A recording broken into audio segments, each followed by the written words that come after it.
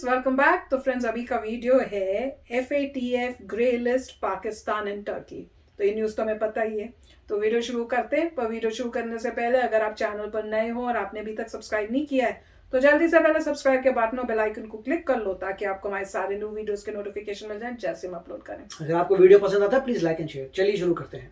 जय हिंद। देखिए, हम लोग FATA के बारे में समझते हैं और FATA किस तरह से ग्रीन लिस्ट, ग्रे लिस्ट और ब्लैक लिस्ट को बनाती है और क्या है लाइन ऑफ क्रेडिट जो श्रीलंका भारत से मांग रहा है, इसके बारे में समझते हैं। देखिए, G7 जो कंट्री थे जिसमें 7 देश आते हैं, उधर से देखेंगे तो अगर अमेरिका और कनाडा आ जाएंगे, यूरोप से देखेंगे तो ब्रिटेन, फ्रांस, जर्मनी, इटली और इधर जापान आ जाते हैं। ये 7 देश को G7 कहा जाता है क्योंकि दुनिया के सबसे तेज इकोनॉमी इन्हें माना जाता है। ये लोगों ने एक संगठन बनाया 1989 में जिसका नाम था FATA, financial action task force. FATA इसका मुख्यालय पेरिस में है। साल में इसकी 3 बार बैठक होती है और इसमें अभी वर्तमान समय में 39 मेंबर हैं सब इसके। ये 3 को लिस्ट जारी करती है। ग्रीन लिस्ट नाम से यह स्पष्ट है कि इसमें जो रहेगा उसे कोई भी प्रॉब्लम नहीं होगा। ग्रे लिस्ट में समस्या आ जाती है। ब्लैक लिस्ट वाले को कोई पैसा ही नहीं देता है। ये क्या है? फाइनेंशियल है, मतलब ये डिसाइड करता है कि इसे पैसा दिया जाए। जैसे ग्रीन लिस्ट में जो रहेगा उसे कोई भी संस्था इजीली लोन दे देती है। ग्रे लिस्ट वाले में लोन देती है लेकिन बहुत झमेला कर देती है, जांच करती है, मतलब 90% संभावना कम हो जाती है कि लोन मिलेगा। और ब्लैक लिस्ट वाले को तो लोन ही नहीं मिलता है। अब जैसे मान के चलिए आप ही को लोन देना है किसी को, कोई आपसे आया मांगने कि हमको 50,000 या 1 लाख रुपया कर्जा चाहिए, तो आप क्या करते हैं? किसी से पूछते होंगे भैया ये आदमी कैसा है, ये कैसा है, लोन दे देता है कि नहीं? तो आखिर आप अपने मोहल्ले में पूछते हैं। पता चला कोई जर्मनी से आया आपसे लोन मांगने कि हमको 2 लाख लोन चाहिए, आप किससे पूछने जाइएगा जर्मनी में कि कैसा आदमी है कैसा नहीं? आप तो सीधे मना कर दीजिएगा। तो या तो फिर उसको दीजिएगा, बिना जान पहचाने तो डूब सकता है। यही काम करती है FATA। FATA कहती है जो ग्रीन लिस्ट में है उसे आराम से कोई दुनिया लोन दे सकती है, वो पैसा लौटा सकते हैं, इसमें कोई दिक्कत नहीं है। जो ग्रे लिस्ट में उसको मत दो भाई, वो गलत आदमी है, मनी लॉन्ड्रिंग करता है, पैसे अटका देता है या फिर आतंकवाद को बढ़ावा देता है। अब ब्लैक लिस्ट वाला नॉर्थ कोरिया टाइप का किसी को देती ही नहीं है।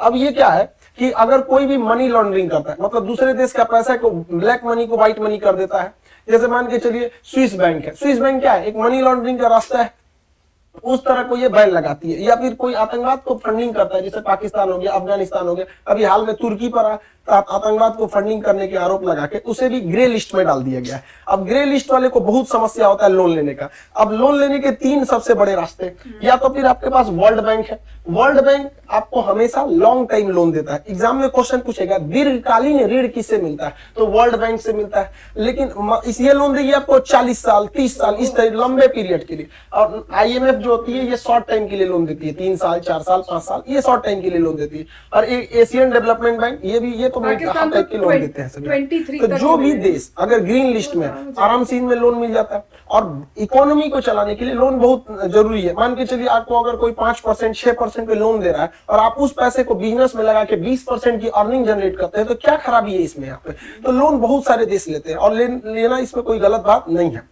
लेकिन अगर कोई गलती से ग्रे लिस्ट में आया ना, ये सब बंद कर देते हैं, नहीं देंगे। और अगर देंगे भी तो जांच करेंगे, बजट ये खुद बनाएंगे। अब सोचिए, ग्रे लिस्ट वाला पाकिस्तान चला गया, तुर्की चला गया, माली चला गया, जॉर्डन चला गया।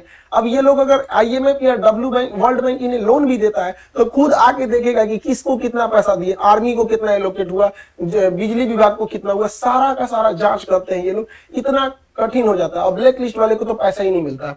अब इसमें क्या हुआ कि अभी फिलहाल में 4 देश याद रखेंगे करंट अफेयर के हिसाब से, पाकिस्तान, तुर्की, जॉर्डन और माली, इन 4 को नया रूप में शामिल किया गया है ग्रे लिस्ट में। अब इन लोगों को लोन लेने में पसीने छूट जाएंगे किसी भी मतलब अंतरराष्ट्रीय संस्था से।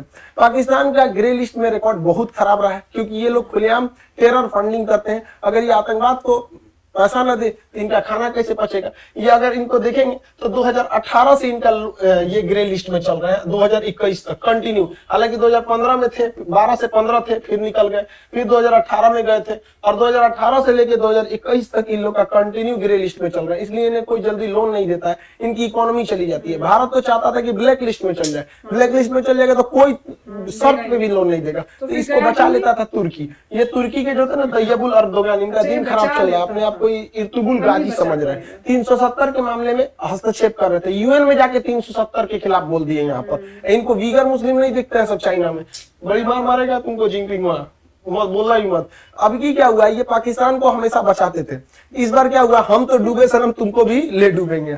इसको भी ग्रे लिस्ट में डाल दिया गया, इसको भी ग्रे लिस्ट में डाल दिया गया। ये तो बकलवा पहले से था ग्रे लिस्ट में, ये भी चल गया ग्रे लिस्ट में, दोनों चल गया सब यहाँ पर। अब गलत का साथ दोगे तो यही होगा यहाँ पर। तुर्की का भी मन ठंडा गया। अब पाकिस्तान की इकोनॉमी पूरी तरह से चौपट हो चुकी है। इनको अपने देश का बजट चलाने के लिए भी पैसा नहीं बच गया। आर्मी को कितने पैसे देने हैं, सिंचाई विभाग, शिक्षा विभाग, रक्षा विभाग, महिला विकास मंत्रालय, अलग अलग सबका एलोकेट होता है। इनके पास बजट का पैसा नहीं है, क्योंकि इनके ऊपर चाइना ने इतना लोन डाल दिया है कि अब ये चाइना के पास लोन मांगने जाते हैं तो कहता है नहीं, लोन नहीं देंगे। और चाइना ने इन लोगों को लोन दिया 17% पर। सोचिए, कॉमर्शियल रेट पर लोन दिया है 17% पे। अरे भाई साहब, यहाँ हम लोग गाड़ी खरीदने जाते हैं 12%, होम लोन लोग लेने जाते हैं अमूमन 8% में मिल जाता है। क्या दोस्ती है इन लोग के, 17% पे लोन दिया, बिक जाओगे बकलोलवा कहीं का, इतना हैवी लोन लिया जाता है।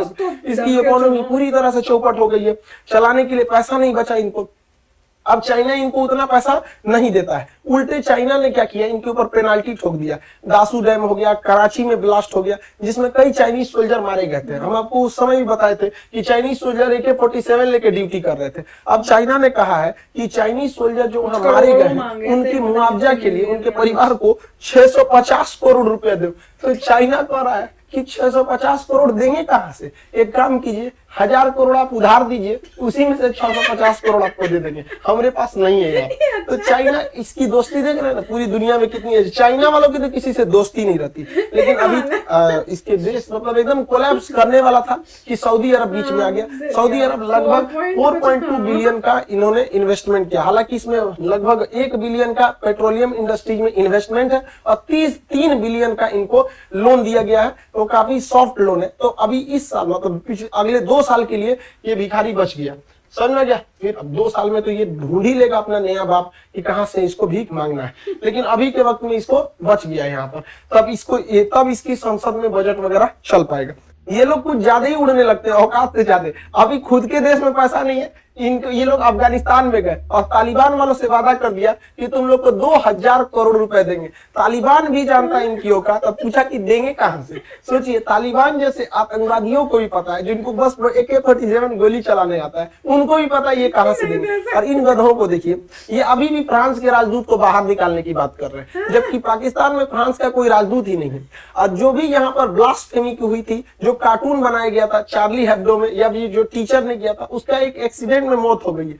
तो अब ना राजदूत बचा है, ना जो प्राइम सस्पेक्ट था वो बचा, एक्सीडेंट में मर गया। फिर भी आज भी फ्रांस के खिलाफ पाकिस्तान में विरोध हो रहा है। तो भैया तुम लोग को अगर इतना ही विरोध करना है, लड़ लो पाकिस्तान वाले, फ्रांस से लड़ लो, क्या जाता है? युद्ध का ऐलान कर दो, तुम लोग तो वीर हो ही। तुम्हारी तो वीरता हम पूरी दुनिया देखी है। 93,000 फौज ने सरेंडर किया था 1971। बहादुरी की कमी कहाँ है? लड़ लो।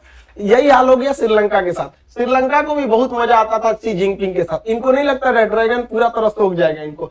ये बहुत पैसा लिए थे, हम्बन टोटा एयरपोर्ट बनेगा, एकदम कैनेडी एयरपोर्ट हो जाएगा, इंदिरा गांधी एयरपोर्ट हो जाएगा। यहाँ पे कुत्ता नहीं पूछता है एयरपोर्ट में, एयरपोर्ट का पैसा नहीं निकल रहा है श्रीलंका से, घरे से जा रहा है, बिजली का पैसा नहीं मिल रहा। अब आप ही बनाइए ना, आपने खूब अच्छा 20 तल्ला का होटल बना दिया कि लोग यहाँ आएंगे, कोई आइए नहीं रहा है। गया ना आपका पैसा, कर्जा लेके बनाए थे, सब डूब गया वहां पर। तो चाइना से श्रीलंका ने बोगी खरीदा था, ट्रेनों के डिब्बे खरीदे थे। लगभग 350 ट्रेन दुर्घटनाग्रस्त हो गए। श्रीलंका का आगे हम तो ट्रेन नहीं रखेंगे, चाइना मर जा रहा आदमी, एगो तो पैसा दो तुमको, उसमें से तो ट्रेन उलट जा रहा, हमरा बदनाम हो गए, हम भारत से ट्रेन खरीदेंगे। तो भारत सरकार के पास अपने ट्रेन को जरूरत जितना है उतना बोगी नहीं दे पा रही है। तो भारत सरकार को भी ट्रेनवा प्राइवेट करने की जगह पे ट्रेन का जो मैन्युफैक्चरिंग प्लांट है उसको प्राइवेट कीजिए ना, कि चक्का तेजी से बने, बोगी तेजी से बने, डिब्बा बने, कोच बने, है ना, ट्रेन में प्राइवेट करेंगे। पूरी दुनिया मांग रही है भारत से ट्रेन, कि हमारे यहाँ सबसे ज्यादा ट्रेन पर लोड होता है। इतना लोड होता है कि एक बाथरूम में 12 गो आदमी घुस जाता है इससे ट्रेन, फिर भी ट्रेन नहीं पलटती हमारे यहाँ। देखिएगा बिहार से जो ट्रेन जाएगी, बीचवा में ट्रेनों में गमछा बांध के उसमें बैठल रहता है। तो श्रीलंका का ऐसा मजबूत ट्रेन हमको भी चाहिए, भारत का हमारे पास नहीं है। तो इसमें भारत सरकार को भी थोड़ा सा तेजी लाना पड़ेगा, वरना हम लोग विदेशी मार्केट को इस तरह से खोदेंगे, अच्छी बात नहीं। श्रीलंका के पास समस्या ये हो गया कि उसके यहाँ फूड क्राइसिस हो गया, पूरी उसके इमरजेंसी घोषित करना पड़ा कि हमारे पास खाने को अनाज नहीं है, दुनिया हमारी मदद करे। लाइन लग गई दुकानों पे कि अनाज खत्म होने वाला है, भाई खरीद के रख लो यहाँ पर। फूड क्राइसिस, और अभी फूड क्राइसिस खत्म नहीं हुआ था कि वहाँ फ्यूल क्राइसिस चालू हो गया। लंका IOC ऑयल कॉर्पोरेशन जो है वहां पर, तो यहाँ पर इन्होंने क्या किया, यहाँ पर पूरी तरह से ऑयल क्राइसिस आ गई, अब इनके पास पेट्रोल खरीदने का, डीजल खरीदने का पैसा नहीं बचा है। अब ये भारत से गुहार लगा रहे हैं कि प्लीज भारत हमारी मदद करो। अब इन लोग को समझ में आया कि भारत की भी जरूरत पड़ेगी। जा श्रीलंका मांग लो चाइना से, चाइना इनको देने से मना कर दिया। अब इनका कहना है कि हमको क्या दीजिए, लाइन ऑफ क्रेडिट दीजिए। अब लाइन ऑफ क्रेडिट समझिए क्या होता है। बहुत बार ऐसे लोन दिए जाते हैं कि आप हमें पैसा दीजिए, आप ही के यहाँ से हम सामान खरीदेंगे। तो श्रीलंका कह रहा है हम आपको लाइन ऑफ क्रेडिट लेंगे, आप हमको 3 मतलब लगभग 4000 करोड़ 3800 करोड़ रुपए दीजिए, हम आप ही से कर्जा लेंगे और इस पैसा से आप ही के यहाँ से पेट्रोल खरीदेंगे, डीजल खरीदेंगे। तो भारत सरकार इस पर दे रही है भाई, वरना क्योंकि देखिए हम अपने पड़ोसियों को चाइना के गोद में मरते तो नहीं छोड़ सकते यहाँ पे। हालांकि कोलंबो पोर्ट पर अडानी ने बहुत सारा इन्वेस्ट किया है, लेकिन अब श्रीलंका की हालत एकदम बर्बाद हो गई है। तो पूरी दुनिया को समझना चाहिए कि चाइना के डेट ट्रैप या BRI प्रोजेक्ट में फंसेंगे, यही हाल हो जाएगा जो पाकिस्तान और श्रीलंका का हुआ। पूरी इकोनॉमी चौपट हो रही है। श्रीलंका को दूसरे देश मदद भी नहीं करेंगे क्योंकि श्रीलंका पर मानवाधिकार हनन का मामला चल रहा है। LTT जो संगठन था उस पर ये लोगों ने काफी ज्यादा नरसंहार भी किया था। अमेरिका तो पहले से खिलाफ है, यूरोपीय यूनियन वाले पूरी तरह से खिलाफ है। तो इनको तो लोन मिल भी नहीं पा रहा है श्रीलंका वाले को। अभी श्रीलंका वाले को मदद करने के लिए केवल एक ही देश बचा हुआ है, वो है भारत। तो फ्रेंड्स, मजेदार वीडियो था और खासकर जैसे उन्होंने दिखाया कि भैया बुरी हालत थी और खासकर दिखाया, वो काफ़ी अमेजिंग न्यूज़ थी। ये मैंने भी सुनी हुई थी कि चाइना ने उनके ऊपर ही कर दिया कि हमारे लोगों को जो मारा है और वो उसके लिए हमें इतने पैसे वापस दो। तो वो बड़ा मज़ेदार था। उन्होंने कहा कि भैया हमारे पास तो ये पैसे नहीं है, तुम हमें इतना लोन दे दो, उसमें से हम तुम्हारा जो तो जितना मांग रहे हो उतना तुमको दे देंगे। वहां भी भैया तुम लोन दो फिर तुम्हें देंगे। क्या लॉजिक है यार, सुन के इतनी हैरानी होती है। और सच्ची में एक तरफ हम हंस रहे हैं पर है तो बहुत ही वरिंग सिचुएशन कि इतनी कंट्रीज जो हैं इस तरह से ट्रैप में फंस रही हैं चाइना के। अरे एक एग्जांपल अगर आपके सामने आ गया और आपको दिखा कि उनके साथ ये हुआ है तो बाकी कंट्रियों को मतलब चौकन्ना हो जाना चाहिए और अलर्ट होके नहीं करनी चाहिए डीलिंग। पर फिर भी कंट्रीज जा रही है कि नहीं पता नहीं हमारा सुधार हो जाएगा। उनको जब दिख गया एक एग्जाम्पल की खराब है पर फिर भी चले हैं जी करने, और फिर वही उसी तरह से उनकी भी नैया डूब रही है। तो वही वो दिखा रहे हैं, पता नहीं कब समझेंगे ये लोग। अब और लोन लेते जाएंगे अगर चाइना से तो और बुरा फंसेंगे।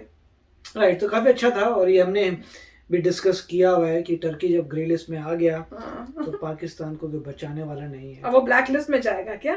अब ये पता नहीं ब्लैक लिस्ट में कब जाते नहीं जाते। तो काफी अच्छा वीडियो था और इसमें इन्होंने काफी बातें कवर की थी डिफरेंट टाइम की कि किस तरीके से क्या क्या प्रॉब्लम्स हो रही हैं। बट यही इनका मेन फोकस उसी पे था कि पाकिस्तान एंड टर्की और दोनों आपस में काफ़ी मतलब जब भी कुछ होता था काफ़ी एक दूसरे का साथ देने लग गए थे। और उसके बाद टर्की ने जो है प्रॉब्लम्स क्रिएट की थी। सडनली ये नज़र आया था कि टर्की जो है एंटी इंडिया हो गया। जहाँ तक पहले ज़माने की बात करते हैं तो पहले ज़माने में ऐसा कुछ नहीं था कि टर्की एंटी इंडिया नहीं था, मगर जैसे से मेरे ख्याल से समय बीता समाव ऐसे होने लग गया कि आपको नज़र आ गया कि टर्की जो है एंटी इंडिया है, क्योंकि वो पाकिस्तान के साथ अलाइन हो गया था, पता नहीं क्यों।